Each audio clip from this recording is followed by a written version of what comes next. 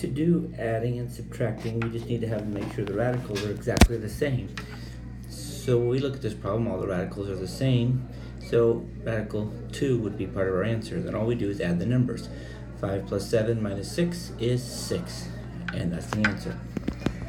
So when the radicals aren't the same, like these, we simplify first. So this would simplify to 9 and 2, which 9 is 3 and 3. We have a pair of numbers, so the 3 comes out. So we get 6 radical 2. We do the same thing with this problem. 2 and 16. 16 is 4 and 4. So the 4 comes out. So we end up with 8 radical 2.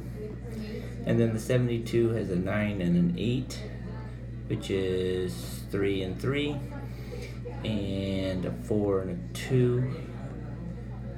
2 and a 2. So we have our 2's and 3's come out. So it'll be 6 radical 2. And once you simplify them, notice how all the radicals are the same now. So that's part of our answer, and then all we do is add the number. 6 plus 8 plus 6 happens to be 20. And so our answer is 20 radical 2. To multiply radicals, it doesn't even matter. All we do is multiply numbers that are on the outside. 3 times 2, which is 6. And multiply the numbers that are on the inside. 2 times 6 is 12. And then we simplify.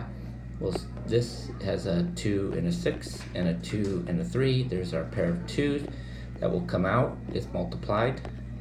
Once it's out, it can be multiplied, and until then, it stays in. So then we have our 12 radical 3 as our answer. Here we're going to distribute. So the 3 gets multiplied by the 2, which is 6. 5 gets multiplied by 5, but that's a pair. So in reality, the 5 comes out, so it's times 6.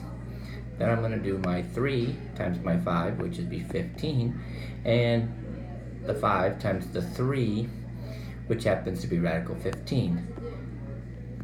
So this is 30 plus 15, radical 15. And because they do not have the same radical, we can't add them, and so this is our answer.